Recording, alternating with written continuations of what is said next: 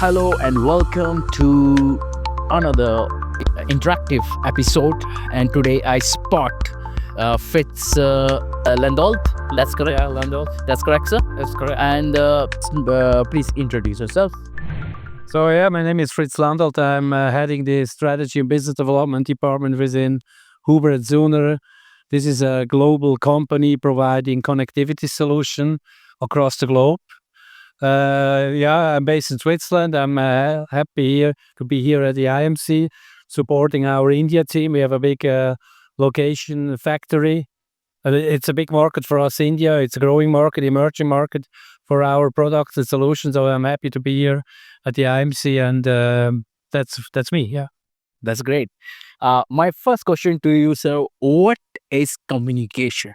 for me, communication is connecting people with things, or things with things.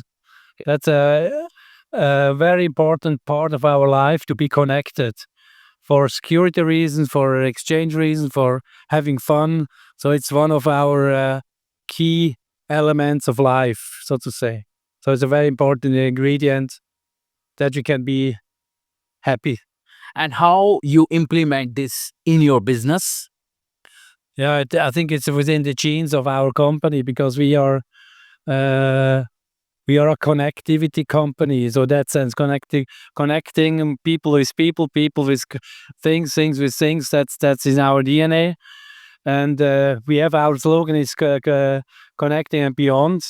So it's really providing all the solutions to make sure that all these communications really flow as one expects. And how your company is making significant impact in Indian economy. As we do in other parts of the world too, we are having a, let's say, a local production here, and we are producing goods which are required to make this communication happen. So be it for mobile networks. So we have been one of the key supplier for BSNL rollout, which is really providing potentially first time data connectivity to rural parts of India. So it's really something for the society. We're also very much engaged with data center, which is now the fuel of the AI boom. So these are various aspects where we support and benefit as well, because as said, we are a truly Indian company here with huber+Suhner in Gurgaon. So that's quite an important market for us, and I'm always glad to see my colleagues here, to visit my colleagues, and to support and to exchange from global view, but also learn from India, because India is very much is driving very much the development in communication markets. We have heard yesterday from our EU Prime Minister that there's a clear vision to go to 6G. Maybe this is the first clear vision I've seen worldwide. So it's really always inspiring to come to India and to have discussion with local people here in that regards. What challenges did you face in your company? We are component physical layer provider, so we need to understand what is the top end solution on it. Do we have 5G or whatever running on it? So we need to understand solution, and obviously, even though that the technology is a global thing, the country-specific implementation of the technology always differs. So, not a challenge. It's within our DNA as well. We need to understand the local needs. That's the reason why it's so important to be at shows like this at the IMC, but also having a strong colleagues working day by day within India, understanding the customer and basically the society needs for these kind of things. So really translating local requirements and adapting it to our global footprint we have, and make sure that we are actually providing solutions out of India for India. Your passion for India is really extraordinary. And my next question to you, sir, in next 10 years, where your company stand? I think we are a Swiss company, which is sometimes called a boring company. So we develop steadily, but we will be in 10 years as well. The communication in communication. We will be the connectivity leader worldwide in fiber optics in RF, so that this is not going to change. I think we will have a big footprint beside of what we have today in mobile networks and in fixed access networks. We will have the same big footprint as well in AI, explicitly in AI data centers, as we have very unique solution now being at the start and being implemented by global hyperscalers. And I'm very convinced that this will continue as well in the Indian markets too. Great. My question come to you is, do you share a business case study? Oh, that's a tough question. So first of all, I'm an engineer, so even though that I have not done some technical work since almost decades, I'm still convinced about technology. But technology alone is not enough. We need to build technology around customer problems. So we need to provide solutions, and this is what drives me. So that's, if you want to call what is the business case for my career, is really to be there to understand customer problems and try to translate it into solutions from various aspects. So that is, if you want to say so, my business plan, which has not changed the last years in my professional life. So this will be the guiding, let's say, frontier, I think, always also in the next years to come. But we're also a global company, so we can really bring both elements at start. We can build local for local, but we can also, let's say, have the backup from other parts of the world or from headquarters.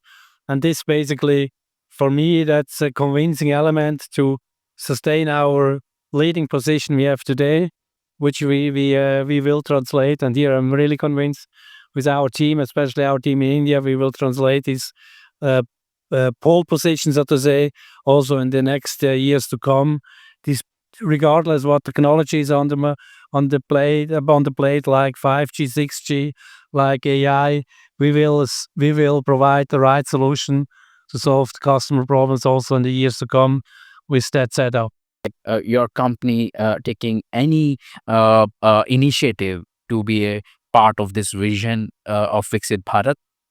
Yes, if you recall the vision from, for example, what Prime Minister Modi yesterday mentioned in his speech, basically to really transform the Indian society into a digital society. I think here we are at the pulse. We are doing this day by day. So we, as I said, the BSNL project we were supporting. So this enables to really get transformed a big chunk of, or a big part of the Indian society into a digital world. So we have said that we have a lot of initiative in the data center arena to support AI data center builds, which makes it more affordable as well for the operators, but also more less power hungry, etc. So this is I would say this is all supporting the transformation vision from India. So in that sense, Any book or movie recommendation do you have for young entrepreneurs or startup in India? book, you mean? Yeah. I have many good books read during my life. I think it would be unfair a bit to pick out one. I think it's reading books about personal development. That's all something which I'm eager to, even though that after a while, and this is a sign of age, it gets a bit repetitive. I think one thing is really one key element which I really believe in. I also use it in my management style, is really that everybody should reflect himself. So nobody is too important to be not to do so. And all books going in that direction, I think they are really advisable.